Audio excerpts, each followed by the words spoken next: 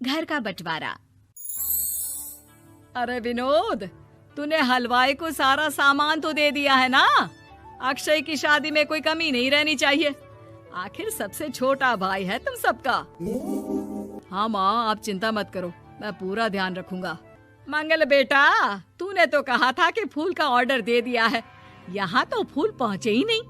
अब क्या बहू की विदाई के बाद फूल आएंगे? माँ, मैंने अभी बात की है फूल वाले से, वो रास्ते में ही है। आप किशोर भैया से क्यों नहीं कहती कुछ करने को? किशोर पहले ही मेरे बताए काम कर रहा है। पास के सभी रिश्तेदारों और मोहल्ले वालों को कार्ड वही तो देकर आया था। रिसेप्शन के लिए हॉल भी उसी ने बुक किया था। टेंट कुर्सी वालों को भी तो वही देख रहा है। पर कई मोहल्ले वाले तो हमारे भरे पूरे परिवार से जलते भी हैं। उन्हें बुलाने की क्या जरूरत थी?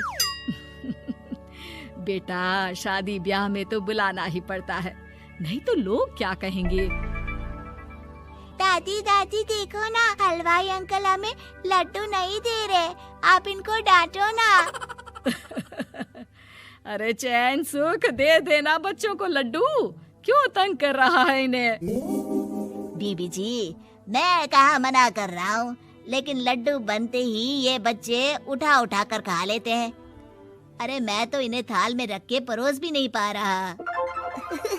भागो, अब कोल्ड ड्रिंक पीने चलते हैं। भागो भागो, अब कोल्ड ड्रिंक पीने चलते हैं।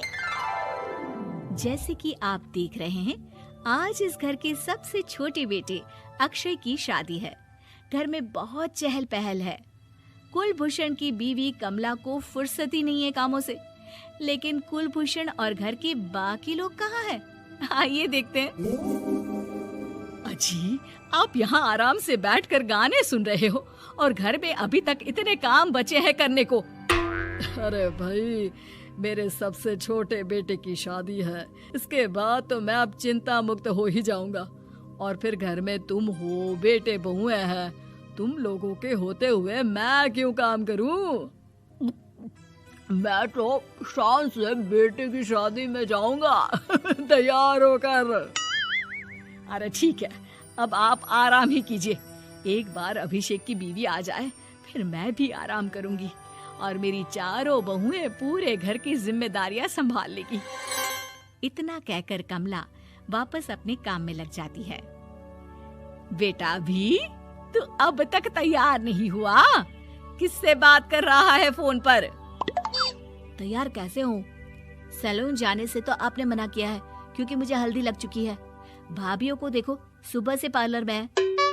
अक्षय की शादी हो जाती है और नंदिता बहू बनकर घर आ जाती है, लेकिन इस घर की खुशियों को मानो किसी की नजर लग गई थी। नंदिता के आने के बाद आए दिन घर की शांति भंग होती रहती। अपने माँ बाप की इकलौती बेटी को इतने बड़े परिवार की जिम्मेदारियां कहाँ संभालनी थी? अभी देखो ना, मेरे हाथों की मेहंदी भी अभी नहीं उतरी है और तुम्हारी मम्मी ने मुझे घर के कामों में लगा दिया। मैंने सोचा था कि घर की सबसे छोटी बहू होने के कारण मुझे सब पलकों पर बिठा के रखेंगे, पर यहाँ तो पलक झपकने की भी फुर्सत नहीं मिलती। देखो नंदू, शादी के पहले ही मेरे घर वालों ने तुम्हें और तुम्हारे पेरेंट्स को बता दिया था कि मैं जॉइंट फैमिली में रहता हूँ, तो फिर अब ये शिकायत क्यों? और फिर तुमसे पहले मेरी भाभी भी तो आई थी शादी करके, उन्होंने तो कभी कुछ नहीं कहा। नंदिता तब तो चुप हो जाती है, लेकिन ऐसा बहुत दिनों तक नहीं चलता। अरे नंदिता, माँ बाबूजी की दवाई का टाइम हो गया है, उन्हें दवाई दे आओ और उसके बाद सबके लिए नाश्ता बना देना। पर भाभी, मैं तो अभी अपना फेवरेट सीरियल देख रही हूँ, प्लीज मेरी जगह आप कर लो ना ये काम। ठीक है, मैं तेरी जगह माँ बाबूजी को दवाई दे आती हूँ और नाश्ता बना लेती हूँ। तू मेरी जगह पूरे घर की डस्टिंग करके 5 बच्चों को स्कूल के लिए तैयार करके भेज देना और दोपहर का खाना बनाने के बाद कपड़े धोकर सुखा देना। उसके बाद हम दोनों मिलकर बाजार जाकर सब्जी ले आएंगे, फिर डिनर की तैयारी कर लेंगे और उसके बाद बस भाभी, मैं माँ बाबूजी को दवाई देकर सबके लिए नाश्ता बना देती हूँ। हे भगवान, ये कहाँ लाकर फंसा दिया मुझे।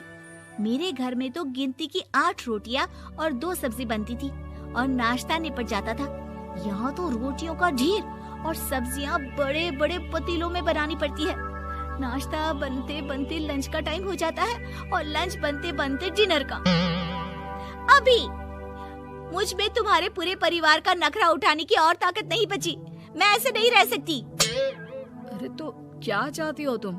मुझे अलग रहना है बस। तो ठीक है, हम कल ही शिफ्ट हो जाएंगे किराए के घर में। इतना बड़ा घर होते हुए हम किराए पे क्यों रहेंगे? ना जी ना, घर में ही दीवार खड़ी करो अपने हिस्से के आगे। घर के साथ साथ घर की खुशियों में भी दीवार खींच जाती है। ऐसे ही कई महीने बीत जाते हैं और नंदिता माँ बन जाती है।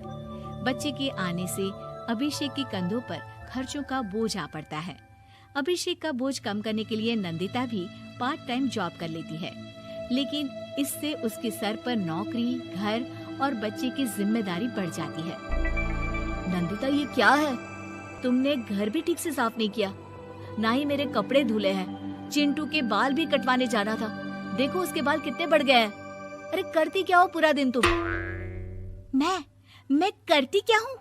तुम्हारा नाश्ता और लंच बनाने के बाद चिंटू को डे केयर सेंटर पर छोड़कर आती हूँ, फिर खुद ऑफिस जाती हूँ। पूरा दिन काम करके आने के बाद बिना आराम किए बाजार से सब्जियाँ लेकर आती हूँ, घर आकर खाना बनाती हूँ, चिंटू को देखती हूँ, और क्या करूँ मैं? तो किसने कहा था अपने सर पर इतने काम लेने को? मत जाओ ऑफिस। ऑफिस जाए बिना घर के खर्चे कहाँ से पूरे होंगे? चिंटू की डे केयर का खर्च, उसके लिए बेबी फूड का खर्च, प्रेस वाले का खर्च, ये सब तुम्हारी सैलरी से होता नहीं है। अगर परिवार से अलग नहीं होती तो इतनी मुसीबतें नहीं उठानी पड़ती तुम्हें परिवार के साथ मिलकर काम करने में दिक्कत थी, लेकिन काम तो अब भी बहुत है तुम्हारे सर पर। चिंटू को भी डे केयर भेजने की जरूरत नहीं पड़ती। उसको गोद में खिलाने के लिए दादा दादी और घर के सभी बड़े होते। उसके साथ खेलने के लिए उसके भाई बहन भी होते। मेरे तीनों बड़े भाइयों के बच्चे भी बड़े हुए हैं, लेकिन बिना महंगा बेबी फूड खाए, क्योंकि मेरी माँ और भाभियाँ बहुत अच्छे से जानती है कि बच्चे को क्या खिलाना चाहिए। बिजली के बिल जैसे खर्चे भी सब मिलकर बांट लेते थे। लेकिन तुम्हें तो सबसे अलग रहने में ही मजा आता है, तो अब शिकायत क्यों करती हो? बस करो अभिषेक, बस करो। मैं मानती हूँ कि मैं गलत थी। मेरे एक गलत फैसले ने हमें बिल्कुल अकेला कर दिया है सबसे। एक घर में होते हुए भी हम बाकी परिवार से अजनबियों की तरह रह रहे हैं। अभिषेक और नंदिता की सारी बातें घर के बाकी लोगों को सुनाई दे रही थी। तभी कमला बोल पड़ती है। अरे नंदिता बहू, किसने कहा कि तुम अकेले हो? तुम्हारा इतना भरा पूरा परिवार है ना तुम्हारे साथ। हम तो बस ये चाहते थे कि तुम अपनी गलती समझ जाओ। अगर हम तुम्हें समझाते तो शायद तुम ना समझती, लेकिन अपनी गलती का एहसास तुम्हें खुद हो गया है, तो अब तुम समझ चुकी हो परिवार में एक साथ रहने का मोल क्या होता है। मम्मी जी, मुझे माफ कर दीजिए, अब ऐसा दोबारा कभी नहीं होगा। अरे माफी बाद में, पहले मेरा पोता जरा मेरी गोद में तो दे, और तू जाकर सबके लिए चाय बना ला।